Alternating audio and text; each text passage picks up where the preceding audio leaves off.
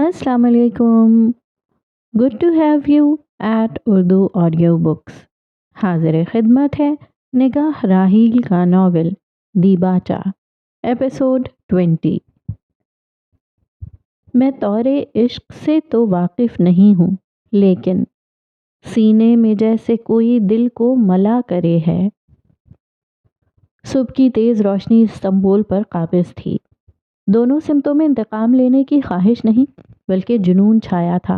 बस फ़र्क इतना था कि एक के दिल में इंतकाम की आग के साथ पछतावा भी शामिल हो चुका था, या शायद वो पछतावा नहीं, कुछ और था जिसे वो समझ नहीं पा रहा था। खिड़कियां खुली थीं, जिसके पर्दे हटे हुए थे।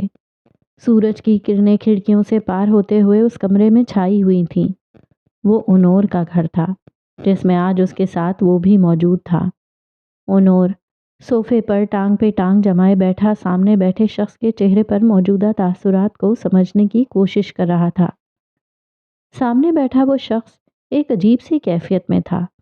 हाथ में सिगरेट लिए वो धीरे से एक कश लेता और अपनी सोचों के दायरे में मजीद गुम हो जाता। उसकी शेव भी बढ़ी हुई थी। स्याह बाल ऐसे थे जैसे उन्हें ठीक से कंघी भी ना किया गया हो। चेहरा अजीब से तासुरात से भरा था और उसकी आंखें आंखें सब आश्कार कर रही थीं। इंसान के चेहरे के तासुरात और ज़बान तो झूठ बोल सकती है, लेकिन आंखें कभी झूठ नहीं बोलती। तुम कुछ परेशान हो? उन्होंने तशवीश से आंखें छोटी करते हुए पूछा। सामने बैठे शख्स ने उनका सवाल सुना मगर जवाब देने में थोड़ा वक्त लगाया। नहीं, जवाब देते ही उसने सिगरेट अपने लबों से लगाया और एक गहरा कश लिया। मैं तकलीफ में हूँ। अब की बार उसकी आवाज़ में कुछ था जो उन्होंने समझ ना सका। क्यों? उसने अपने चेहरे पर कायम नासमझी के साथ पूछा। मीराए को मारकर मैं बुर्राक को तकलीफ पहुंचाना चाहता था, लेकिन मैं ये नहीं समझ पा रहा कि उसे मारकर मुझे तकलीफ क्यों हो रही है। जवाब दो टोक आया था। अब की बार वो उसकी आवाज़ में मौजूद तकलीफ समझ गया था। शायद तकलीफ मेरे जज्बात के इजहार के लिए छोटा लफ्ज़ है। सिगरेट का एक और कश लेते हुए उसने मजीद कहा। ये उसकी आदत थी। जब हालात उसके बस से बाहर हो जाते तो वो ऐसे ही सिगरेट को अपना साथी बना लेता, ये जानते हुए भी कि वो उसका साथी नहीं दुश्मन है। तुम? उन्होंने कुछ कहना चाहा। मैंने अब तक बहुत से लोगों का कत्ल किया है। उन्हें मारकर मुझे हमेशा खुशी मिली है, मज़ा आया है, दिल को तस्कीन मिली है, लेकिन इस बार सब मुख्तलिफ क्यों हो रहा है? वो एक अजीब सी कैफियत में ये सब कह रहा था। मरात, ये तकलीफ नहीं है। तुम्हारे जज्बात तुम्हें बस ये याद दिला रहे हैं कि तुम्हारा दुश्मन अभी भी जिंदा है। उन्होंने कुछ देर सोचने के बाद उससे कहा तो मरात ने नफ़ी में सर हिला दिया। उसके चेहरे पर बेजारी सी उमड़ पड़ी। और अगर ये तकलीफ है तो ये इस बात की है कि तुम्हारा दुश्मन अब तक अपने अंजाम को नहीं पहुंचा।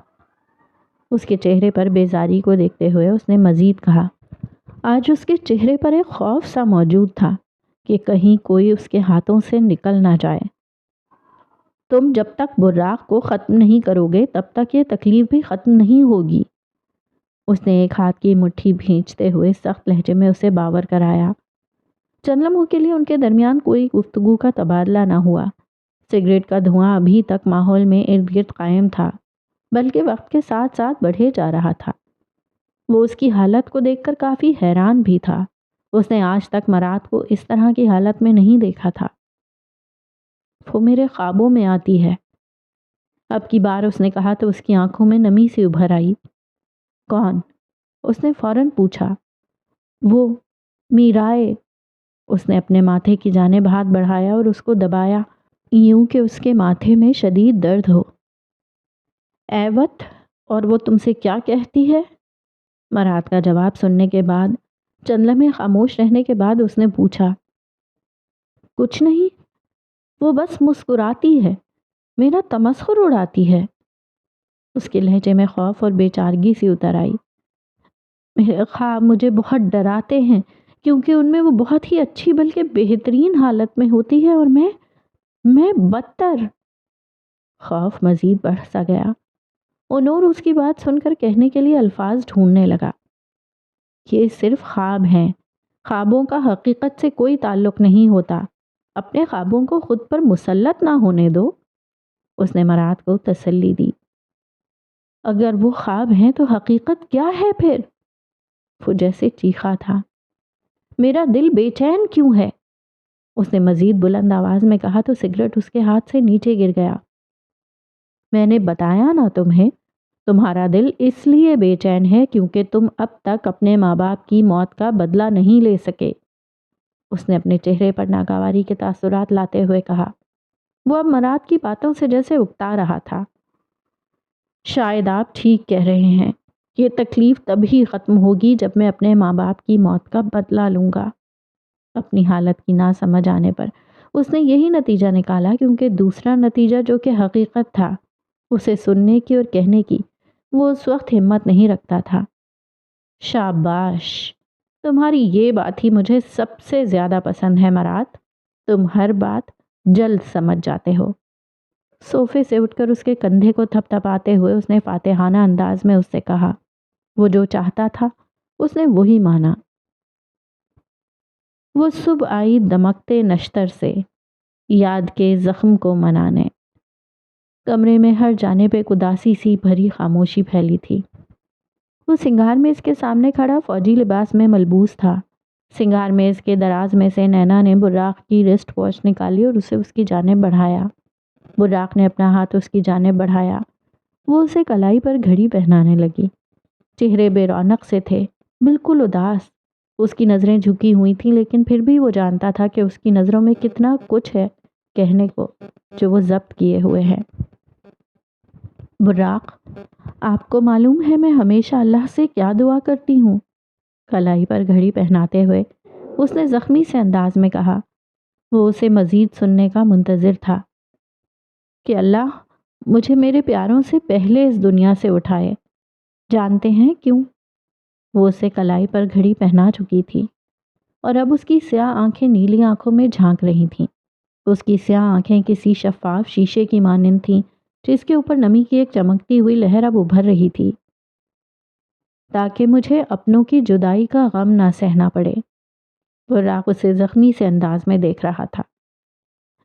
لیکن پھر میرائے کے ساتھ یہ کیوں ہوا؟ اور پھر اس کا ضبط ٹوٹا، آنکھیں برسنے لگیں۔ براق نے اس کے کندھوں کو نرمی سے اپنی گرفت میں لیا اور وہ سامنے رکھے صوفے پر شکست خوردہ انداز میں دھیرے سے بیٹھی۔ آنسوؤں کی بارش ابھی تک جاری تھی۔ وہ اسے چند لمحے دیکھتا رہا۔ اسے یہ سمجھنے میں دشواری کا سامنا کرنا پڑ رہا تھا کہ کل جو لڑکی اسے اتنا حوصلہ اور تسلیاں دے رہی تھی کہ وہ خود ایک دم اتنی کمزور کیسے پڑ گئی۔ شاید وہ یہ نہیں جانتا تھا کہ انسان اکثر اپنے اوپر جو مضبوطی کا لبادہ اوڑھے رکھتا ہے وہ لبادہ کبھی کبھی اپنوں کے سامنے بکھر ہی جاتا ہے۔ دیکھو، میری بات سنو، تم ایسے مت رو۔ اگر تم ہی اپنی ایسی حالت کر لوگی تو میرا کیا ہوگا؟ ہاں، تم تو مجھے حوصلہ دے رہی تھی کل، اور اب یہ کیا؟ اس کے دل و دماغ میں جو آیا اس نے کہہ ڈالا۔ اس کے رخسار اور ناک اب سرخ ہو چکے تھے۔ اسے اس پر ترس بھی آیا۔ کبھی کبھی آپ چاہ کر بھی اپنے آنسوؤں پر قابو نہیں پا سکتے۔ اس نے اپنی انگلی کے پور سے اپنی ایک آنکھ میں سے آنسو صاف کرتے ہوئے بھیگی آواز میں کہا۔ آپ کو پتا ہے، میرائے بالکل میری بہنوں کی طرح تھی۔ جب آپ یہاں نہیں ہوتے تھے نا، تو مجھے اکثر ایسا لگتا کہ میں یہاں اکیلی ہوں، لیکن آپ جانتے ہیں میرائے نے مجھے کبھی ایسا محسوس نہیں ہونے دیا۔ نینا، میں جانتا ہوں یہ دکھ کتنا بڑا ہے، اس کے زخم ہم کبھی نہیں بھول سکتے، لیکن اب کیا اس کا مطلب یہ ہے کہ ہم ہمت ہار جائیں؟ کیا اللہ ہمیں یہی حکم دیتا ہے؟ اس نے اسے سمجھانے کی کوشش کی۔ یہ اللہ کی طرف سے ایک آزمائش ہے، اس کا سامنا ہمیں بہت ہمت اور صبر کے ساتھ کرنا ہے۔ جانتی ہو کیوں؟ اس نے اس کی برستی ہوئی آنکھوں میں نرمی سے دیکھتے ہوئے کہا۔ کیونکہ اللہ کو وہ لوگ پسند ہیں جو اس کی دی گئی آزمائشوں پر ہمت اور صبر کے ساتھ سامنا کرتے ہیں، نہ کہ ہمت ہار جاتے ہیں اور مایوس ہو جاتے ہیں۔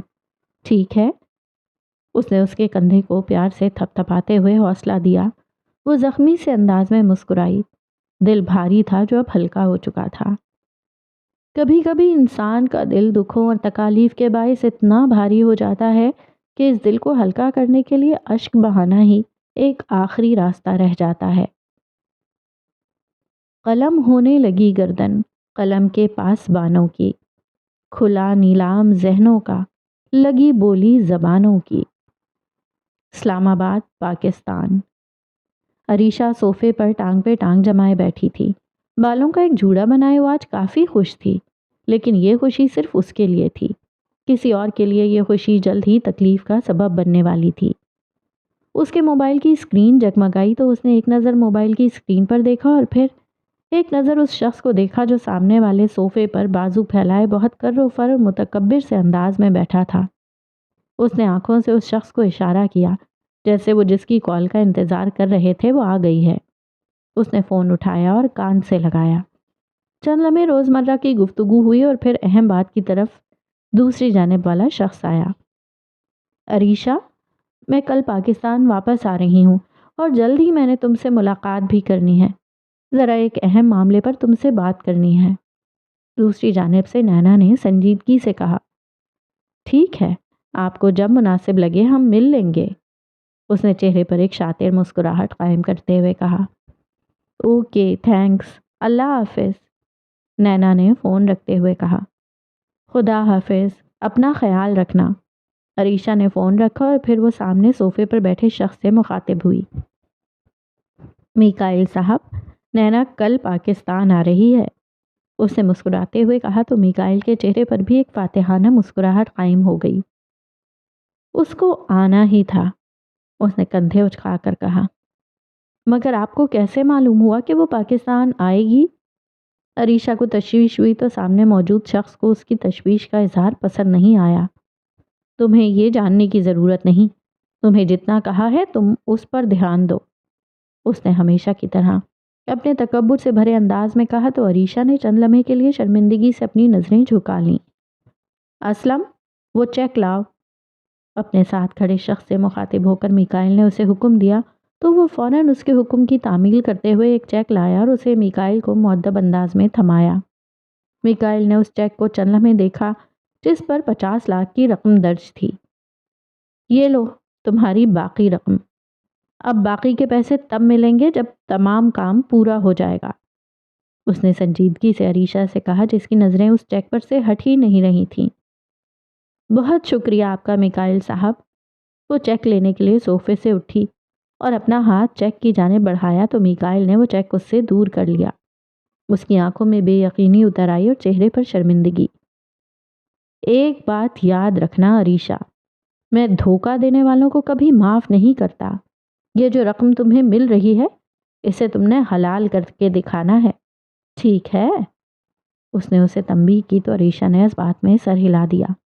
میکائل نے اپنے سامنے رکھی میز پر چیک پھینکا تو عریشہ نے فوراً اس چیک کو اٹھا لیا۔ آپ فکر مت کریں، میں آپ کو کبھی شکایت کا موقع نہیں دوں گی، اس نے ہلکا سا مسکرا کر کہا تو میکائل نے اسے ہاتھ سے جانے کا اشارہ کیا۔ اب کی بار وہ بالکل بھی شرمندہ نہیں ہوئی۔ جب انسان کا ضمیر مرتا ہے تو اس کی حیا ختم ہو جاتی ہے۔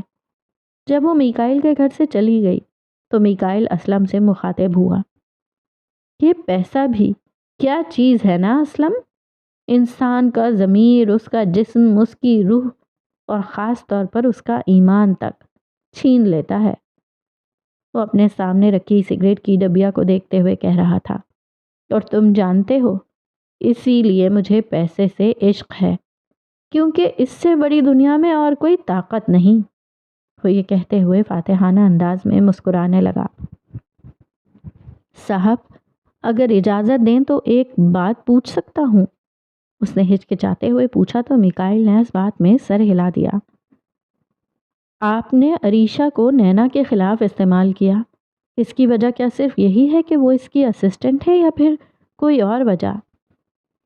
یہ عریشہ، یہ نینا کی اسسٹنٹ ہونے کے ساتھ ساتھ اس کی بہت پرانی دوست بھی ہے، اس کی بات مکمل ہونے سے پہلے ہی میکائل نے کہا، کیونکہ اس سے زیادہ کسی اور کو کسی کے بارے میں علم ہی نہیں تھا۔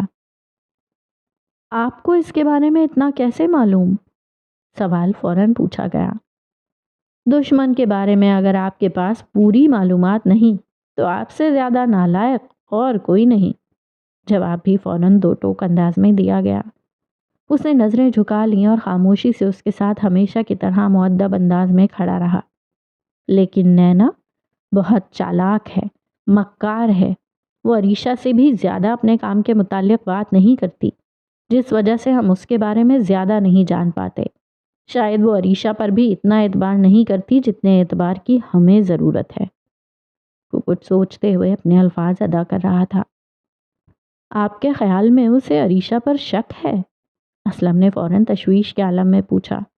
وہ اس کا سوال سن کر کچھ لمحے خاموش رہا۔ آخر وہ اسے عقل مند کیسے کہہ دیتا؟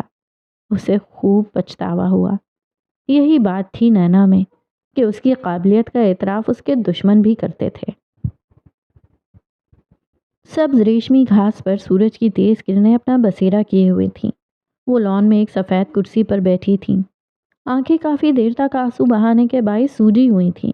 دل و دماغ دونوں میں صرف اور صرف تکلیف تھی۔ انہیں لان میں بیٹھا دیکھ کر نینا ان کی جانب بڑھی۔ ساتھ رکھی سفید کرسی کو کھینچ کر وہ ان کے برابر میں آ کر بیٹھی۔ جیمرے خاتون کو اس کے آنے کی خبر نہ ہوئی، کیونکہ وہ اپنے ہی خیالوں کی دنیا میں کھو سی گئی تھیں۔ آنے؟ ان کے کندھے پر نرمی سے ہاتھ رکھ کر اس نے انہیں پکارا تو انہوں نے فوراً اس کی جانب دیکھا۔ چہرے پر ہلکی سی مسکراہٹ ابھری اور پھر نظریں پھیر لیں۔ آپ نے اپنی دوائی کھا لی ہے نا؟ اس نے ان سے بات کرنے کی کوئی وجہ ڈھونڈی۔ انہوں نے دھیرے سے اس بات میں سر ہلا دیا۔ دوسری جانب اس نے ایک گہری سانس لی۔ میں کل پاکستان واپس جا رہی ہوں، اس نے زخمی سے لہجے میں بتایا تو ان کے چہرے کی مسکراہٹ مزید بڑھی۔ تم بھی مجھے چھوڑ کر جا رہی ہو؟ انہوں نے کچھ سوچتے ہوئے چہرے پر زخمی سی مسکراہٹ قائم رکھتے ہوئے کہا۔ نہیں آنے، میں آپ کو کیسے چھوڑ سکتی ہوں؟ فاصلے معنی نہیں رکھتے اگر آپ کے رشتے میں خلوص اور محبت ہو، اس نے نرمی سے کہا۔ آپ کے سر میں درد تو نہیں ہو رہا؟ آپ کو چائے بنا دوں؟ کچھ دیر بعد اس نے پوچھا۔ وہ ان سے بات کرنا چاہتی تھی، اسی لیے جو اس کے دل میں آتا وہ پوچھ لیتی۔ نہیں، مجھے اب اس تکلیف کی کوئی پرواہ نہیں، انہوں نے زخمی سے انداز میں کہا۔ جانتی ہو نینا، جو زخم جسم کو پہنچے ہوتے ہیں انہیں دیکھا بھی جا سکتا ہے اور مٹایا بھی، لیکن جو زخم دل اور روح کو پہنچتے ہیں نا، انہیں نہ تو دیکھا جا سکتا ہے اور نہ ہی مٹایا۔ ان کی آنکھوں میں نمی سی اتر آئی جس میں اب برسنے کی قوت باقی نہ تھی۔ وہ یہ سن کر خاموش رہی۔ انسان اکثر کسی کے دکھ خاموشی سے سن لے تو دوسرے کے دکھ کم تو نہیں ہوتے، لیکن اس کا دل ہلکا ضرور ہو جاتا ہے۔ نینا، کیا میری بیٹی کا قاتل پکڑا جائے گا؟ سوال ایک دم آیا جس کی اس کو توقع نہ تھی۔ اس کی آنکھوں میں اب بہت کچھ تھا، چہرے سے مسکراہٹ غائب ہو چکی تھی۔ کیوں نہیں؟ اللہ اس ظالم کو ضرور اس کے کیے کی سزا دے گا، اس نے چند لمحے بعد جواب دیا۔ کیا عدل ہوگا؟ سوال پھر توقع کے برعکس تھا۔ جی آنے، اس نے فوراً انہیں حوصلہ دیتے ہوئے کہا۔ لیکن مجھے ایسا نہیں لگتا۔ آج کل کے دور میں عدل کہاں ہوتا ہے نینا؟ ان کے لہجے میں کڑواہٹ اتر آئی۔ عدل ہوتا ہے آنے، ضرور ہوتا ہے، اس کا وعدہ تو اللہ نے کیا ہے، اس نے اب کی بار بہت یقین سے کہا تو جیمرے خاتون نے ایک نظر اسے دیکھا جیسے وہ اسے مزید سننا چاہتی تھیں۔ آپ جانتی ہیں حضرت عمر فاروق رضی اللہ تعالی عنہ کون تھے؟ اب کی بار اس کے سوال کی وجہ وہ سمجھ نہ سکیں، لیکن جلد ہی وہ سمجھ جانے والی تھی۔ حضرت عمر فاروق اللہ کے وہ بندے تھے جو اگر نہ ہوتے تو یہ سمجھنا مشکل ہو جاتا کہ عدل کیا ہے، اس نے امید اور یقین سے بھری مسکراہٹ چہرے پر قائم کرتے ہوئے کہا تو جیمرے خاتون اس کی بات بہت متوجہ ہو کر سن رہی تھیں۔ اس کے الفاظ جیمرے خاتون کے دل میں موجود مایوسی کے اندھیروں کو فنا کر رہے تھے، اور اس مایوسی کے اندھیروں کی جگہ اب ان کے دل میں امید کی روشنی قائم ہو رہی تھی۔ آپ کو معلوم ہے وہ ہر معاملے میں عدل سے کام لیتے، انہوں نے کبھی نا انصافی نہ کی اور نہ کبھی ہونے دی۔ ان کی زندگی کو اسٹڈی کرنے سے جانتی ہیں ہمیں کیا سمجھ آتا ہے؟ اس نے چند لمحے کا وقفہ لیا۔ کہ انصاف کو کوئی روک نہیں سکتا، اس میں دیر ہو سکتی ہے لیکن یہ مٹ نہیں سکتا۔ اب کی بار ان دونوں کے چہروں پر یقین اور اعتماد سے بھرپور مسکراہٹ چھا گئی۔ رات کے سیاہ سائے استنبول پر چھا چکے تھے۔ وہ اپنے کمرے میں بیڈ پر ایک سوٹ کیس رکھے ہوئے تھی، الماری اب بالکل خالی ہو چکی تھی۔ وہ سوٹ کیس کے اندر کپڑے اور دوسرے ضرورت کے سامان کو آخری بار ترتیب دے کر اب اسے بند کرنے لگی۔ جیمرے خاتون دوائی کھا کر سو چکی تھیں۔ براق اب تک گھر نہیں آیا تھا۔ سوٹ کیس کو الماری کے ساتھ رکھ کر وہ سیدھی ہوئی اور ایک گہری سانس لی۔ ہر جانب ایک عجیب سی بے رونقی اور خاموشی چھائی تھی، جس سے اب اس کو خوف محسوس ہونے لگا تھا۔ بیلکنی کا دروازہ کھلا تھا، جس میں سے چاند کی ہلکی سی روشنی کمرے میں آ رہی تھی۔ وہ بیلکنی کے دروازے کی جانب بڑھی، کچھ دیر رک کر آسمان پر چمکتے ہوئے چاند کو دیکھا۔ بہت سی یادیں تازہ ہوئیں۔ پھر بیلکنی کے دروازے کو دھیرے سے بند کر دیا اور وہ صوفے پر آ کر بیٹھی۔ اس نے کمرے میں ارد گرد نگاہ دوڑائی۔ اس کا دل آج بہت بھاری تھا۔ وہ یہ سب کیا دوبارہ دیکھ پائے گی یا نہیں، اس بارے میں اسے معلوم نہیں تھا۔ آنکھیں بھر آئیں اور پھر آنسو کی ایک بوند اس کے گال پر لڑکھڑاتی ہوئی گری، مگر اب اس میں بھی مزید آنسو بہانے کی قوت باقی نہ تھی۔ دل بہت بے چین تھا۔ مجھے جانا چاہیے یا نہیں؟ یہ سوال کئی بار اس کے دل و دماغ میں ابھرتا، لیکن ہر بار جواب بھی ایک ہی ملتا۔ اچانک کسی چیز کی زوردار آواز سے وہ اپنے خیالوں کی دنیا سے باہر نکلی۔ سامنے نظر بڑھا کر دیکھا تو براق الماری کا دروازہ کھلے اس میں کچھ ڈاکیومنٹس رکھ رہا تھا۔ وہ کمرے میں کب آیا اس کا اسے اندازہ ہی نہ ہو سکا، اور اس نے بھی کمرے میں داخل ہوتے ہوئے نینا کو نہیں پکارا۔ یہ بھی وہ سمجھ نہ سکی، یا شاید سمجھ چکی تھی۔ الماری کا دروازہ بند کر کے وہ فریش ہونے چلا گیا، اس سے نظریں ملائے بغیر۔ وہ وہیں صوفے پہ ساکت سی بیٹھی رہی، سوچتی رہی کہ وہ اس سے کیا بات کرے، کیا کہے، کیا حوصلہ دے یا اپنے دکھ سنائے۔ کچھ بھی سمجھ نہ آیا اسے۔ وہ فریش ہو کر آیا تو نینا نے فوراً اس کی طرف دیکھا۔ نیلی آنکھیں ایک لمحے کے لیے سیاہ آنکھوں سے ٹکرائیں اور پھر جدا ہوئیں۔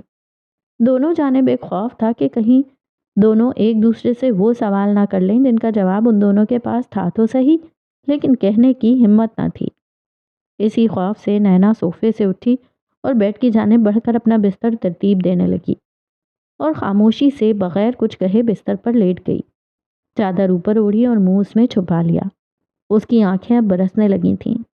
اس کے آنے سے پہلے اسے یوں لگا تھا کہ شاید اب اس میں مزید اشک بہانے کی قوت نہیں، لیکن اسے دیکھ کر، یا شاید اسے آخری بار اپنے سامنے دیکھ کر، اس کی یہ بات غلط ثابت ہو گئی۔ آنسوؤں کی رفتار تیز تھی، بہت تیز۔ اس نے اپنے منہ پر ہاتھ رکھ لیا کہ کہیں اس کے رونے کی آواز وہ سن نہ لے۔ وہ اسے مزید پریشان نہیں کرنا چاہتی تھی، پھر چاہے وہ خود کتنی ہی پریشان رہے۔ چادر کو چہرے سے ہلکا سا پیچھا کر کے اس نے کمرے میں جھانکا تو براق نماز پڑھ رہا تھا۔ اس کے دل کو تسلی ہوئی کہ اس کو اس کے یوں رونے کا اندازہ بالکل نہیں ہوا ہوگا۔ اپنے آنسوؤں پر قابو پانے کی کوشش کرتے ہوئے اس نے اب سونے کی کوشش کی، لیکن نیند تو جیسے اسے چھو کر بھی نہ گزرے۔ سائڈ ٹیبل پر رکھے نائٹ لیمپ کے سوئچ بند کرنے کی آواز پر اس نے مزید اپنے آنسوؤں پر قابو پانے کی کوشش کی، لیکن سب بے سود رہا۔ براق نے اس کی سائڈ ٹیبل پر رکھے نائٹ لیمپ کو بند کیا تو نینا کو احساس ہو گیا کہ وہ جان گیا ہے کہ وہ اب تک سوئی نہیں۔ وہ ہمیشہ سونے سے پہلے اپنے سائڈ ٹیبل پر رکھے لیمپ کو بند کرتی، اور اس کے ساتھ رہ کر براق کو یہ بات تو اچھے سے معلوم تھی۔ وہ ساتھ ہی بستر پر ٹیک لگا کر بیٹھا، ایک نظر نینا کو دیکھا جس نے ابھی تک اپنے چہرے کو چادر سے چھپایا ہوا تھا۔ اس نے ایک گہری سانس لی۔ تم واپس کب آؤ گی نینا؟ خاموشی ٹوٹی۔ اسی سوال سے خوفزدہ تھی وہ۔ جواب نہ پانے پر براق کے چہرے کے تاثرات بدلے۔ میں جانتا ہوں تم نہیں سوئی، اس نے شانے اچکا کر کہا تو نینا نے ہلکی سی چادر چہرے سے ہٹائی اور پھر گردن گھما کر پیچھے براق کو دیکھا جو اسے ہی گھور رہا تھا۔ وہ آہستگی سے اٹھ بیٹھی۔ اس کی سرخ آنکھیں دیکھ کر براق کے چہرے پر پریشانی کے تاثرات اتر آئے۔ آپ ہی مجھے بھیج رہے ہیں؟ یہ تو آپ کو پتا ہوگا کہ مجھے کب واپس آنا ہے۔ اس نے چند لمحے بعد اس سے نظریں ملائے بغیر کہا۔ براق اس کی بات سن کر ہلکا سا مسکرایا۔ مگر تم نے تو کہا تھا کہ اگر میں تمہیں پاکستان جانے کا نہ کہتا تب بھی تم نے جانا ہی تھا، اس نے فوراً کہا تو اب کی بار نینا کے پاس کہنے کو کچھ نہ تھا۔ وہ سوچنے لگی کہ اب کیا کہے۔ براق اس کے جواب کا منتظر تھا۔ میں جلد ہی آؤں گی براق، اب کی بار اس نے براق کی طرف دیکھتے ہوئے مسکرا کر کہا، جیسے وہ اسے تسلی دے رہی ہو۔ اس نے یہ سن کر اس بات میں سر ہلایا۔ تمہاری فلائٹ صبح 8 بجے کی ہے نا؟ چند لمحے بعد اس نے مغموم سے لہجے میں پوچھا۔ جی، جواب بہت ہی مختصر تھا۔ میں چھوڑ آؤں گا تمہیں ایئرپورٹ، اس نے کہا تو نینا کا تکلیف سے بھرا دل جیسے چند لمحے کے لیے کھل سا گیا۔ وہ اسے کہہ دیتی کہ وہ نہ آئے، مگر دل کو یہ بات منظور نہ تھی۔ ٹھیک ہے، اس نے اس بات میں سر ہلاتے ہوئے کہا، اور پھر خاموشی کا ایک اور وقفہ آیا۔ لیکن کون جانے کہ خاموشی کی بھی ایک آواز ہوتی ہے جو ہر کوئی نہیں سن سکتا۔ آپ کچھ کہنا چاہتے ہیں؟ اب کی بار خاموشی کو نینا نے توڑا۔ براق نے اس کی بات سنی تو اس کی جانب حیرت سے دیکھا۔ اسے کیسے معلوم؟ اس نے دل ہی دل میں سوچا۔ نہیں، براق نے نفی میں سر ہلاتے ہوئے کہا۔ براق، آپ میرائے کے قاتل کو مت چھوڑنا۔ آپ جانتے ہیں آنے بہت تکلیف میں ہیں۔ مجھ سے ان کی تکلیف دیکھی نہیں جاتی اور نہ ہی آپ کی تکلیف۔ ایسے لگتا ہے جیسے میرائے کے جانے سے گھر کی رونق بھی چلی گئی ہے۔ براق کی طرف سے کچھ نہ کہے جانے پر اس نے خود ہی وہ سب کہنا شروع کر دیا جو وہ کہنا چاہتی تھی۔ آنکھوں میں نمی پھر سے بھر آئی، لیکن اب وہ اسے صرف اپنی آنکھوں تک ہی رکھنا چاہتی تھی۔ اس کی بات سن کر براق نے نرمی سے اس کا ہاتھ تھاما اور اس کی طرف مسکرا کر دیکھا۔ نینا، تمہیں مجھ پر بھروسہ ہے نا؟ اس نے اس کی سیاہ آنکھوں میں جھانکتے ہوئے بہت یقین کے ساتھ پوچھا۔ آپ پر بھروسہ آخر کیسے نہیں ہو سکتا مجھے؟ اس نے زخمی سے انداز میں مسکرا کر کہا۔ پھر فکر مت کرو، میں اپنے دشمن سے اس کے ہر کام کا پورا حساب لیتا ہوں۔ اگر میں سکون میں نہیں تو میرا دشمن بھی سکون میں نہیں رہ سکتا، وہ بھی تڑپے گا۔ اس کی نیلی آنکھوں میں اب سرخی کی ایک لہر ابھر آئی، لیکن وہ یہ نہیں جانتا تھا کہ اس کا دشمن بھی تڑپ رہا تھا۔ وہ جہاں نظر دوڑاتا اسے سیاہ گھپ اندھیرے کے سوا اور کچھ دکھائی نہ دیتا۔ اس تاریکی میں اسے گھٹن محسوس ہو رہی تھی جس کی شدت ایک دم بڑھنے لگی۔ وہ بھاگنا چاہتا تھا مگر اس کے قدم زنجیر تھے۔ وہ اپنے ہاتھ بھی نہیں ہلا پا رہا تھا، ایسے لگتا جیسے وہ کسی نے اسے قید کر لیا ہو۔ اندھیرے کے باعث وہ یہ بھی نہیں دیکھ پا رہا تھا کہ وہ اپنے ہاتھ پاؤں کیوں نہیں ہلا پا رہا۔ اور پھر اندھیرے کی شدت مزید بڑھی، ساتھ ہی اس کا دل بھی ڈوبنے لگا۔ اس نے بلند آواز میں چلانے کی کوشش کی لیکن اس کی آواز نکل ہی نہ سکی، یوں جیسے اس کی گردن کسی نے جکڑ لی ہو۔ اس کی آنکھیں سانس کی بندش کی وجہ سے چوڑی ہونے لگیں اور اس کے آگے عجیب سا جالا آ گیا۔ اسے ایسا محسوس ہوا کہ وہ اپنی جان سے ہاتھ دھو بیٹھے گا۔ اور پھر ایک روشنی نے اس کے ارد گرد اپنے پر پھیلائے۔ اس کی بوجھل آنکھوں نے اس روشنی کا تعاقب کیا۔ اس روشنی نے جلد ہی ہر جگہ اپنا بسیرا کر لیا اور پھر اس کی سانس کی بندش ختم ہوئی۔ سانس پھر سے بحال ہوا، ہاتھ پاؤں ایک قید سے آزاد ہو گئے۔ اس نے فوراً اپنے ہاتھ پاؤں کو دیکھا۔ وہ زمین پر بیٹھا تھا، بنجر زمین پر، لیکن اس کے کچھ ہی فاصلے پر زمین بنجر نہ تھی۔ فاصلے پر زمین سبز گھاس کے مخملی قالین سے ڈھکی تھی۔ اس پر رنگ برنگے تازہ پھول کھلے تھے جن کی خوشبو ارد گرد رقص کر رہی تھی۔ آسمان ہلکے نیلے رنگ سے روشن تھا جس پر سورج کی سنہری کرنیں بھی اپنا روپ جمائے ہوئے تھیں۔ لیکن آسمان اس بنجر زمین کے اوپر بالکل مختلف تھا۔ اس پر گہرے سیاہ بادل چھائے ہوئے تھے جو شاید کچھ ہی دیر میں زور و شور سے برسنے والے تھے۔ وہ زمین سے اٹھا اور ارد گرد نگاہ دوڑائی۔ اس کے علاوہ اس وقت وہاں کوئی اور بھی موجود نہیں تھا۔ لیکن پھر اس سبز مخملی قالین پر کسی نے اپنا قدم رکھا۔ اس کی نظر اس کی جانب گئی۔ وہ روشن سفید رنگ کا لباس پہنے ہوئے ایک حسین و جمیل لڑکی تھی جسے پہچاننے میں اسے ذرا بھی تکلیف نہ ہوئی۔ وہ میرائے یامان تھی جسے بھلا وہ کیسے نہ پہچان پاتا۔ وہ لڑکی اس گھاس پر چلنے لگی۔ اس کے چہرے پر خوشی کی اس قدر چمک تھی کہ مراد کے دل میں اس خوشی کو دیکھ کر جلن پیدا ہوئی۔ وہ لڑکی ایک پھول توڑتی اور اسے جمع کرتی۔ وہ یہ سب کرتے ہوئے بہت لطف اندوز ہو رہی تھی۔ وہ اسے ساکت سا کھڑا ہوا بس دیکھتا رہا۔ اور پھر آسمان پر ایک گرج کی آواز آئی۔ بادل زور و شور سے برسنا شروع ہو گئے۔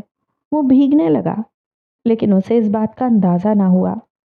جب اس نے اس لڑکی کو پھول توڑتے ہوئے رکتا دیکھا اور پھر اپنے اوپر ہنستے دیکھا، اس وقت اسے اپنی حالت کا اندازہ ہوا۔ وہ لڑکی اس پر مزید ہنسنے لگی۔ وہ اس کا تمسخر اڑا رہی تھی۔ خاموش ہو جاؤ، اس لڑکی کی بلند ہوتی آواز سے گھبرا کر وہ چلایا۔ وہ لڑکی تب بھی نہ مانی اور اس کی ہنسنے کی آواز جن میں اب قہقہوں کا بھی اضافہ ہو گیا تھا وہ مزید تیز ہو گئی، اتنی تیز کہ اب یہ آواز اس کے کانوں میں تکلیف پیدا کرنے لگی۔ میں نے کہا خاموش ہو جاؤ۔ وہ پھر چلایا مگر سب بے سود رہا۔ بارش تیز ہو گئی، اتنی تیز کہ اب اس کے لیے اپنی آنکھوں کو کھلا رکھنا مشکل ہو رہا تھا۔ اس لڑکی کے قہقہوں کی آواز اور تیز بارش کے باعث اس کو چکر سے آنے لگے، قدم لڑکھڑا گئے، وہ زمین پر گر پڑا۔ بارش اور اس لڑکی کی آواز بھی مزید بڑھ گئی۔ اس کا دل ڈوبنے لگا، وہ جیسے کسی کھائی میں گر رہا ہو۔ آنکھوں کے آگے اندھیرا چھا گیا اور جسم منجمد سا ہو گیا۔ عشق کے داغ کا ابس ہے علاج، کوئی اب یہ نشان جاتا ہے۔ وہ گھبرا کر اٹھا، اس کا جسم پسینے سے شرابور تھا، دل کی دوڑ تیز تھی، چہرے پر خوف تھا، صرف خوف۔ دیوار پر لٹکی وال کلاک کو دیکھا تو ابھی 4 بجے تھے، فجر ہونے والی تھی۔ کچھ ہی دیر میں سورج کی پوری روشنی آب و تاب سے آسمان پر چمکنے والی تھی۔ وہ بستر سے اٹھا اور سنگھار میز کے سامنے گیا، اپنے آپ کو شیشے میں دیکھا۔ اس کی حالت بالکل بدل چکی تھی، سیاہ بال پہلے کی طرح بکھرے ہوئے تھے، شیو بھی بڑی ہوئی تھی، آنکھوں کے گرد حلقے نمایاں تھے، صحت بھی کافی خراب محسوس ہو رہی تھی، وہ پہلے سے کمزور معلوم ہوتا تھا۔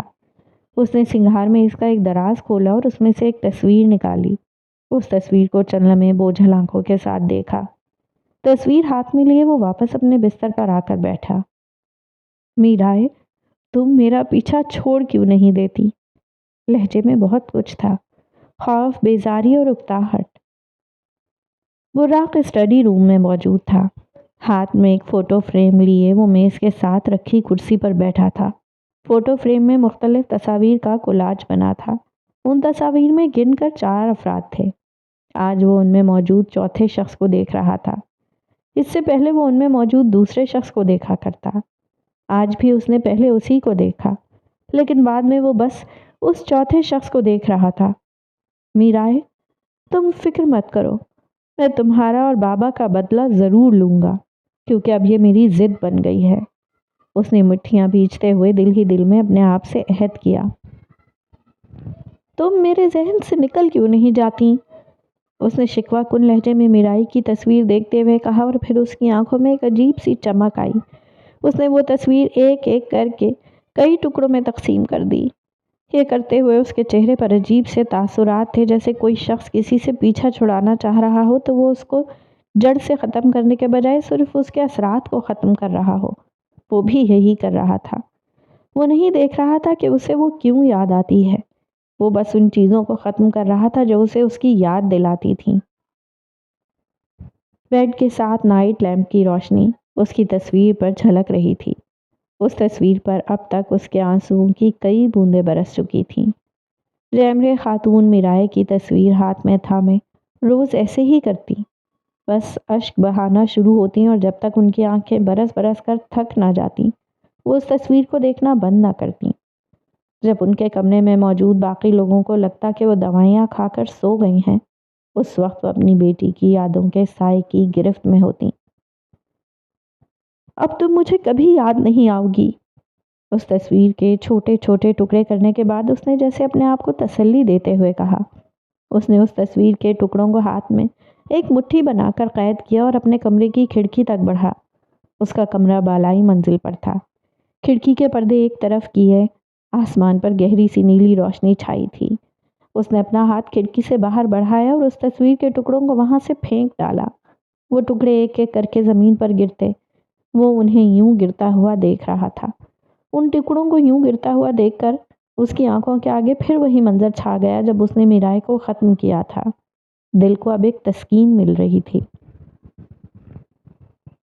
وہ راہ کو کمرے میں نہ پا کر نینا بستر سے اٹھی۔ فجر ہونے میں کچھ ہی دیر باقی تھی۔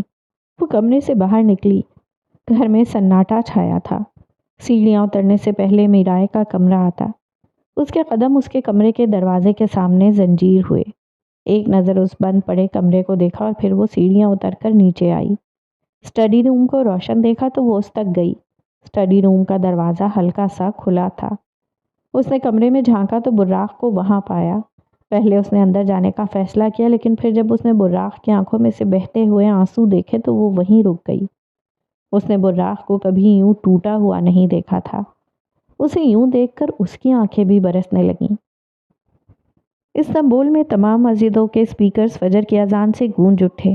مراد نے کھڑکی پر پردہ واپس گرا دیا، بستر پر جا کر لیٹ گیا، کانوں کو تکیے سے ڈھک لیا تاکہ اذان کی آواز کانوں میں نہ آئے، مگر پھر بھی لاکھ کوششوں کے باوجود اذان کی آواز کانوں تک پہنچی۔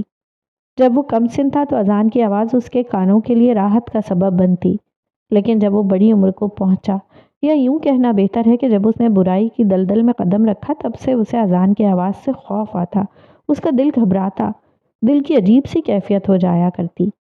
بتیاں جلائی رکھیں، وہ آج کل بتیاں جلا کر ہی سوتا، اسے امید تھی کہ اب وہ اسے کہیں دکھائی نہیں دے گی۔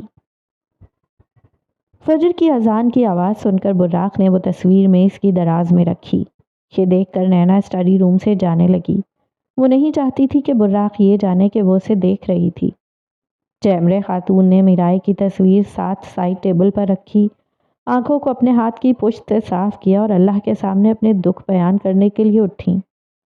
انسان اللہ کے سامنے اپنے دکھ کیوں بیان کرتا ہے؟ کیونکہ وہ جانتا ہوتا ہے کہ وہ جس کے سامنے اپنے دکھوں کی داستان بیان کر رہا ہے، وہ سب کے دکھ سننے والا ہے۔ جب انسان اپنے دکھ کسی دوسرے انسان کے سامنے بیان کرتا ہے تو دوسرا انسان اکتا جاتا ہے۔ یہ حقیقت ہے، کیونکہ ایسا انسان کی فطرت میں ہے۔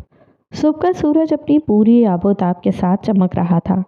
وہ سنگار میز کے سامنے کھڑی تیار ہو چکی تھی۔ موبائل کو پرس میں ڈالتے ہوئے وہ اپنے سوٹ کیس کی جانب بڑھی تو براق کمرے میں داخل ہوا۔ دونوں کے چہروں پر ایک مغموم سی مسکراہٹ ابھری۔ وہ اس کی جانب بڑھا۔ میرے ہوتے ہوئے تمہیں ان سب کاموں کا بوجھ اٹھانے کی ضرورت نہیں، سوٹ کیس کو ہینڈل سے پکڑتے ہوئے اس نے کہا۔ وہ مسکرائی اور پھر دروازے تک گئی۔ وہ اس کے ساتھ قدم ملاتا ہوا چلا۔ سیڑھیاں اترنے تک ان دونوں کے درمیان کوئی بات نہ ہوئی، بس خاموشی رہی۔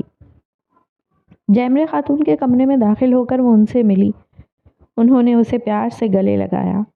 نم آنکھوں میں مزید نمی اتر آئی۔ تم مجھے میرائے کی طرح ہمیشہ کے لیے چھوڑ کر تو نہیں جا رہی نا؟ انہوں نے غمگین ہوتے ہوئے پوچھا، جیسے ان کے دل میں ایک خوف ہو۔ یہ سن کر وہ چند لمحے خاموش رہی۔ اس سوال کا جواب اس کے پاس بھی نہیں تھا۔ آنے آپ فکر مت کریں، نینا جلدی واپس آئے گی۔ براق نے جیمرے خاتون کے کندھے پر اپنا ہاتھ رکھتے ہوئے انہیں تسلی دی تو وہ مسکرائیں۔ وہاں جا کر مجھے روزانہ کال کرنا، ٹھیک ہے؟ انہوں نے اسے تاکید کی۔ جی ضرور، میں آپ کو روزانہ کال کروں گی۔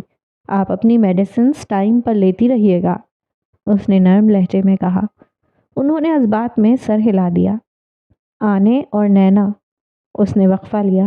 دونوں نے اس کی جانب دیکھا۔ آپ دونوں کو مجھ سے اب جب بھی رابطہ کرنا ہو تو اس نمبر پر نہ کیجیے گا جو آپ لوگوں کے موبائل میں سیو ہے۔ میں نے اپنا دوسرا نمبر آپ دونوں کے ساتھ شیئر کر دیا ہے، واٹس ایپ دیکھ لیں آپ دونوں، اس نے سنجیدگی سے کہا تو جیمرے خاتون کو تشویش ہوئی۔ کیوں؟ سوال فوراً آیا۔ اس نے ایک گہری سانس لی۔ کیونکہ آنے میری فون کالز ریکارڈ ہو سکتی ہیں، جس وجہ سے آپ دونوں کو خطرہ پہنچ سکتا ہے۔ نینا کا اتنا خطرہ نہیں ہے جتنا آپ کا ہے، کیونکہ وہ تو پاکستان چلی جائے گی مگر آپ تو یہاں رہیں گی۔ وہ انہیں ساری معلومات دے رہا تھا تو وہ مزید پریشان ہو گئیں۔ انہوں نے اب اس بارے میں کچھ کہا تو نہیں، لیکن ان کے چہرے سے ان کی پریشانی کا بخوبی اندازہ ہو رہا تھا۔ کسی سے جدا ہونا اگر آسان ہوتا فراز، تو جسم سے روح کو لینے کبھی فرشتے نہیں آتے۔ کار کی رفتار آج کافی آہستہ تھی۔ وہ اس رفتار کے ساتھ ڈرائیو کبھی نہیں کرتا تھا، لیکن آج وہ یہ نہیں چاہتا تھا کہ راستہ جلد ہی اختتام کو پہنچے۔ وہ کھڑکی سے باہر استنبول کی سڑکوں اور باقی دیگر اشیاء کو پیچھے ہوتا ہوا دیکھ رہی تھی۔ وہ لوگ جو ٹھہرے ہوئے تھے وہ بھی دور پیچھے کو بھاگتے ہوئے دکھائی دیتے۔ یہ راستہ بھی صرف خاموشی سے ہی گزرا۔ سلطان اور سلطانہ کے درمیان کوئی بات نہ ہوئی، لیکن کون جانے کہ اس خاموشی کے باوجود بھی وہ ایک دوسرے کو سن سکتے تھے۔ یہ سفر مشکل تھا، بہت مشکل، سلطان اور سلطانہ دونوں کے لیے۔ اس دوران اس نے کئی ایسے فوڈ پوائنٹس، شاپنگ مالز اور سیاحوں کے گھومنے والی مشہور جگہیں دیکھیں جہاں وہ اور براق اکٹھے آئے تھے۔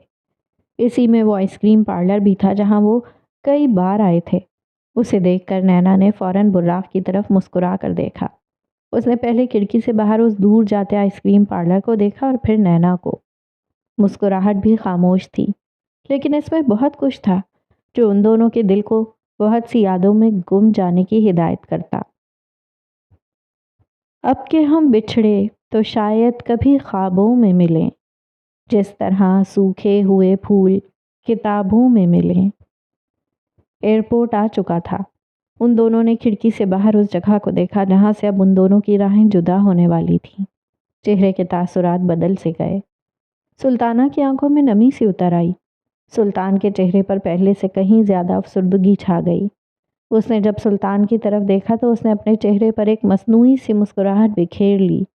سلطانہ جانتی تھی کہ یہ مسکراہٹ حقیقی نہیں، لیکن پھر بھی خاموش رہی اور بدلے میں خود بھی اپنے چہرے پر ایک غیر حقیقی مسکراہٹ بکھیر لی۔ دونوں کو حقیقت معلوم تھی، مگر کہنے کی ہمت نہ تھی۔ اس نے گاڑی کا دروازہ کھولا اور باہر نکلا۔ نینا اپنی سائیڈ کا دروازہ کھولنے لگی تو اسے اس کی ضرورت نہ پڑی۔ براق نے پہلے ہی اس کے لیے گاڑی کا دروازہ کھول دیا۔ اس نے گاڑی سے باہر قدم رکھا۔ میں نے کہا نا، میرے ہوتے ہوئے تمہیں ان سب کاموں کے کرنے کی ضرورت نہیں، اس نے اپنی افسردگی کو چھپانے کی کوشش کرتے ہوئے کہا۔ نینا اب کی بار پھر ہلکا سا مسکرا دی۔ اس کا دل خاموش سسکیوں کے ساتھ گونج رہا تھا جسے وہ سن سکتا تھا۔ ایک کے دل نے چاہا کہ وہ نہ جائے، مگر پھر بھی اسے جانا تھا۔ دوسرے کے دل نے چاہا کہ وہ سب چھوڑ کر اس کے ساتھ ہی رہے، مگر وہ اپنے فرض سے دستبردار نہیں ہو سکتی تھی۔ مسافروں کے ارد گرد ہلچل مچی تھی۔ یہاں ارد گرد کافی اور چائے کے اسٹالز اور ان کی چھوٹی دکانیں بھی موجود تھیں۔ کچھ لوگ بریف کیس اٹھائے تو کچھ لوگ سوٹ کیس اور دوسرے بیگز تھامے ٹرمینل پر کھڑے تھے۔ لوگوں کا شور، اعلانات کا اوپر سے گونجنا آج ان کے دل میں ایک عجیب سی بے چینی پیدا کر رہا تھا۔ سوٹ کیس کو ہینڈل سے پکڑتے ہوئے وہ آگے کو بڑھا تو نینا اس کے ساتھ قدم ملاتی ہوئی ایئرپورٹ پر چلنے لگی۔ قدموں میں سستی تھی، مگر اس سستی کا کوئی فائدہ نہ تھا، کیونکہ جدائی مقدر میں لکھ دی گئی تھی۔ ٹرمینل پر سامان رکھوانے کے بعد وہ وقت آ پہنچا، جدائی کا وقت۔ نینا کی سانسیں تھم سی گئیں، دل مزید بھاری ہو گیا، روح بوجھل سی ہونے لگی، لیکن پھر بھی اس نے سامنے کھڑے شخص کے لیے خود کو مسکرانے اور مضبوط دکھنے پر مجبور کیا۔ وہ بھی اسے دیکھ کر مسکرایا اور اسے الوداعی نظروں سے دیکھا۔ اس نے رخ موڑا اور ایک قدم آگے کو لیا۔ یوں لگا کہ اب وہ آنسوؤں پر مزید قابو نہیں رکھ سکے گی۔ نینا، براق نے پکارا۔ وہ اگر نہ پکارتا تو شاید وہ آنسو اس کی آنکھ سے ٹپک پڑتا۔ وہ اس کی جانب مڑی۔ ہاں؟ اپنی تکلیف چھپاتے ہوئے ہلکا سا مسکرا کر پوچھا۔ اپنا خیال رکھنا۔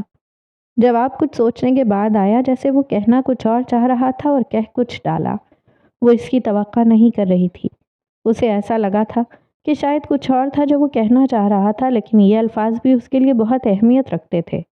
آپ بھی، اس نے شانے اچکا کر کہا۔ کال کرتی رہنا، اس نے فوراً کہا۔ اور اگر نہ کروں؟ نینا کی آنکھوں میں شرارت سی ابھری۔ وہ اس سے کچھ فاصلے پر کھڑا تھا۔ تو مجھے انکار کر رہی ہو؟ اس کے نزدیک آتے ہوئے اس نے پوچھا۔ ایسا ہی سمجھ لیں۔ جواب دو ٹوک انداز میں آیا۔ اسے سلطانہ کی یہ ادا پسند آئی۔ گڈ، تو کوئی بات نہیں، تمہارا ہی نقصان ہے، تم ہی مجھے مس کرتی رہو گی۔ نینا کو حیرت ہوئی۔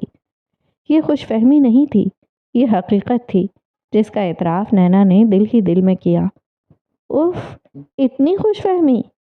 اس نے حقیقت کا اعتراف براق کے سامنے نہ کیا، لیکن پھر بھی اس کے اعتراف نہ کرنے میں بھی اعتراف تھا جو کہ صرف براق یامان سمجھ سکتا تھا۔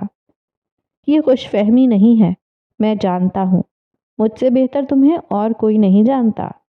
اس نے اپنی نیلی آنکھوں سے اس کی سیاہ آنکھوں میں جھانکتے ہوئے کافی فاتحانہ انداز میں اپنی کامیابی کا اعلان کیا۔ میں آپ کو مس نہیں کروں گی۔ اس نے ناک اونچی کرتے ہوئے اس کی کامیابی کو ناکامی میں بدلنا چاہا۔ براق نے ابرو اچکائے۔